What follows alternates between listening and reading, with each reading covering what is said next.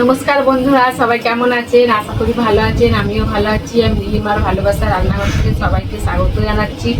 আজকে আমার রান্নাঘরে একটা নতুন রেসিপি নিয়ে চলে এসেছি।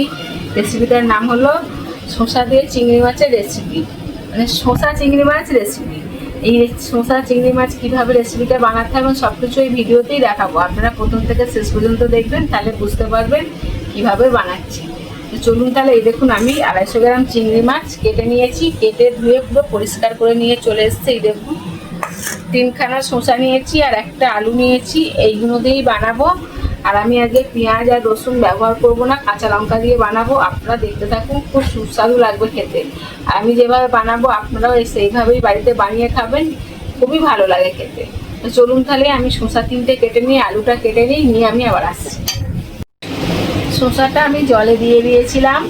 এবার আমি শসাটা ভালো করে রগড়ে ধুয়ে নিচ্ছি।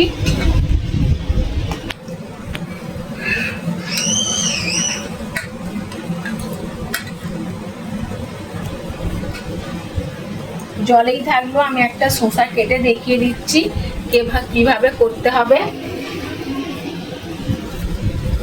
এই দেখুন, এইভাবে কেটে নিতে হবে। 4 ফালি করেছি আমি একটা শসা। এই এক টুকরো নিয়েছি, এইভাবে কেটে নিতে হবে ডুমো ডুমো করে। এই দেখুন, আপনারা চাইলে এর থেকে বড়ও করতে পারেন, কিন্তু এর থেকে ছোট করবেন না, তাহলে খেতে ভালো লাগবে না। শসাটা খুব তাড়াতাড়ি তো গলে যায়। এই দেখুন বন্ধুরা, শসাগুলো সব কেটে নিয়েছি। 3খানা শসা আমি কেটে নিয়েছি। এবার 1খানা আলু দেবো বলেছিলাম, আলুটাও ওই শসার মতো সাইজে করে নেব। আলুটাও ওইভাবে কেটে নিয়েছি। এই দেখুন, তাহলে আমার সবজিটা কাটা রেডি হয়ে গেছে। এবার আমি আদা দেবো বলে আদাটা ছাড়িয়ে পরিষ্কার করে নিচ্ছি কেটে। আদার টুকরোটা কেটে ধুয়ে পরিষ্কার করে নিয়েছি। এই দেখুন, আর কাঁচা লঙ্কা দিয়ে করবো বলে কয়েকটা কাঁচা লঙ্কা চিড়ে নিয়েছি। এই দেখুন, তা আমি ছিলে আজকে বাটবো, বেটে নেবো। কাঁচা লঙ্কাটা চিড়েই দেবো, বাটবো না। আর গোটা জিরেটাও আমি আজকে বেটে নেব। 1 চামচ গোটা জিরে। আর ধনিয়াটা আমি গুঁড়ো দেবো।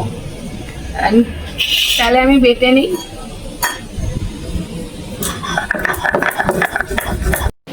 আদা জিরেটা বাটা হয়ে গেছে, আমি তুলে নিচ্ছি। আর বাটা মশলা দিয়ে করলে তার স্বাদটাই আলাদা লাগে, তার মধ্যে আবার ছিলে। চলুন তাহলে, আমি আমার রান্নাঘরে চলে যাচ্ছি। উনুনটা আমি জেলে দিয়েছি, কড়াটাও বসিয়ে দিয়েছি। কড়াটা গরম হয়ে গেছে। আমি আজকে সর্ষের তেলে করব, তাই সর্ষের তেল নিয়ে নিয়েছি। পরিমাণ মতো সর্ষের তেল দিয়ে দিচ্ছি চিংড়ি মাছ ভাজার জন্যে।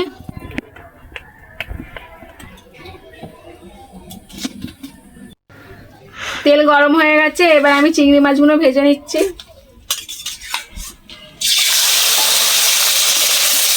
চিংড়ি মাছে আমি নুন হলুদ মাখাইনি।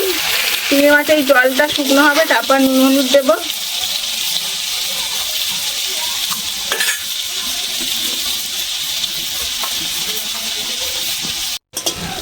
ভালো করে নেড়ে ছেড়ে দেবো, যাতে চিংড়ি মাছের মধ্যে লবণ আর হলুদটা মিশে যায়।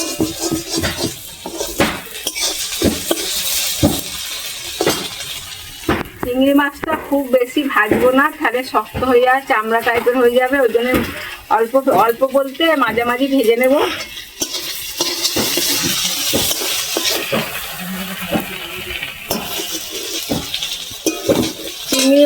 চিংড়ি মাছ এমনিতেও বেশি ভাজতে নেই, বেশি ভাজলে শক্ত হয়ে যায়। ওর জন্য চিংড়ি মাছ অল্প ভেজে নিতে হয়। এই চিংড়ি মাছের জলটা শুকনো হয়ে গেছে, আর তার মধ্যে আমি লবণ হলুদ দিয়ে দিয়েছি। এই দেখুন, ভাজাটা কত সুন্দর হচ্ছে। আমি বলেছিলাম পুরোপুরি ভাজবো না। এবার চিংড়ি মাছটা তুলে নিচ্ছি, মাঝামাঝি ভেজেছি। এই দেখুন,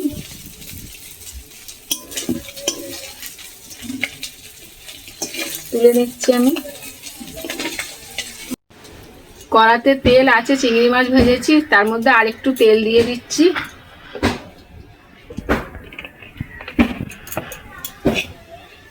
দিয়ে দিচ্ছি একটা শুকনো লঙ্কা কেটে রেখেছি, একটা তেজপাতা। শুকনো লঙ্কাটা তেজপাতাটা ভালো করে ভাজা হলে তারপর আমি দেবো আরো কিছু।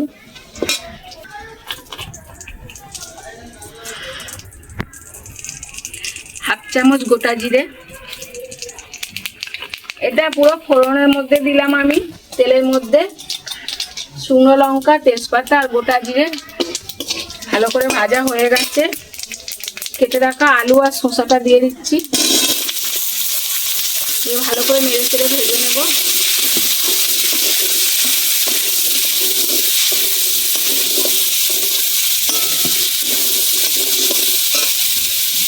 আমি ফের একবার বলে দিচ্ছি, আমি কিন্তু কোনো পেঁয়াজ রসুন দিচ্ছি না, আদা জিরে বাটা ধনিয়া বাটা দিয়েই করবো।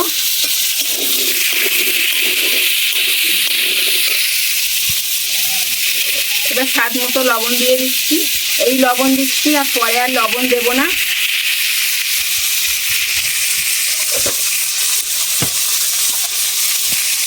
পরিমাণ মতো হলুদ দিয়ে দিচ্ছি। এবার নেড়ে চেড়ে ভালো করে শসা আর আলুটা ভেজে নেব।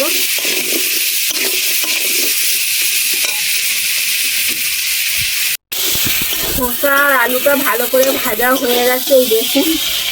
এবার দিয়ে দেবো আমি কাঁচা লঙ্কা কেটে রাখা,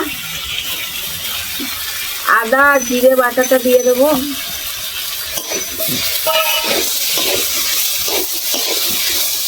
এবার দিয়ে দিচ্ছি ভাজা চিংড়ি মাছটা, চামচ ধনিয়া গুঁড়ো, ভালো করে এবার কষিয়ে নেব।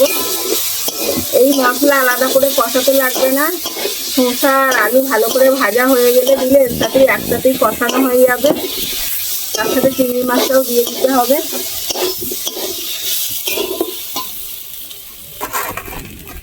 যেহেতু শসার তরকারি, ওর জন্য অল্প মিষ্টি দিতে হবে, অল্প মিষ্টি নিয়ে নিয়েছি।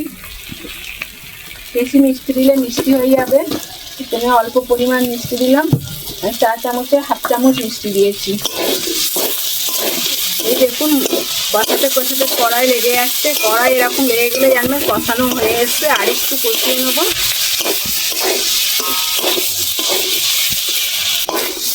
কষানো হয়ে গেছে ভালো করে। 1 ঘটি জল দিয়ে দিচ্ছি, ছোট ঘটি, বেশি জল দেব না। এই দেখুন সব সবজিগুলো, শসা আর আলুটা পুরো জলে ডুবে গেছে, এই দেখুন। আর জল দিতে লাগবে না, সবকিছুই আমার দেওয়া হয়ে গেছে। অপেক্ষা করব, চাপা দিয়ে দিচ্ছি। শসা আলুটা গলে গেলেই আমার তরকারিটা রেডি হয়ে যাবে। আমি এখন ঢাকনাটা খুলে দেখবো। 10 মিনিট হয়ে গেছে। 10 মিনিট আমি কিন্তু আগে বলিনি, আমি এখন 10 মিনিট হয়ে গেছে বলে আমি দেখবো ঢাকনাটা খুলে তরকারিটা কেমন। এই দেখ,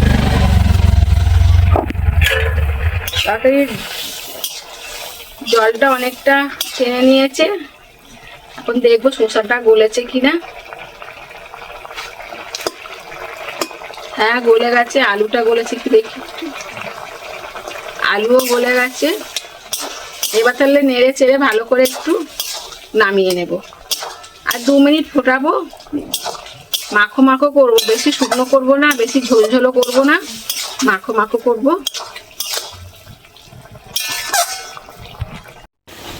এই দেখুন মাখো মাখো হয়ে গেছে তরকারিটা। আপনারা কাঁচা লঙ্কা দিয়েই করবেন, গুঁড়ো লঙ্কা দিয়ে করলে করতে পারেন, কিন্তু কাঁচা লঙ্কা দিয়ে করলে স্বাদটা ভালো লাগে, আর খেতেও ভালো লাগে, আর দেখতেও ভালো লাগে। এই দেখুন কত সুন্দর হয়েছে। আর তরকারিটা দেখছেন কত সুন্দর। আমি বাটি নিয়ে নিয়েছি, বাটির মধ্যে ঢেলে নেবো এবার। এই দেখুন শসা চিংড়ি মাছ রেসিপি রেডি হয়ে গেছে। আমি যেভাবে বানালাম আপনারাও সেইভাবে বানিয়ে খাবেন, দারুণ লাগে খেতে। ভাতের সাথেও ভালো লাগবে, রুটির সাথেও ভালো লাগবে, মুড়ির সাথেও ভালো লাগবে, শুধুও ভালো লাগবে। আর আমি হালকা মিষ্টি দিয়েছি, আবার দেখিয়েছি আমি কাঁচা লঙ্কা দিয়ে করেছি, আমি পেঁয়াজ রসুন দিইনি। আপনারাও কিন্তু এইভাবে বাড়িতে বানিয়ে খেয়ে আমাকে কমেন্টে জানাবেন কেমন লাগলো। আর আমি ইউটিউবে চ্যানেল খুলেছি, আপনারা সবাই দেখতে পাচ্ছেন, সাবস্ক্রাইবারটা করে দেবেন যাতে আরও রান্না নিয়ে আসতে পারি আমার রান্নাঘরে, আপনারাও দেখতে পারেন, বাড়িতে বানিয়ে খেতে পারেন। চলুন তাহলে সবাই ভালো থাকুন, সুস্থ থাকুন, আর আমার ভিডিও দেখতে থাকুন। Tata, bye bye.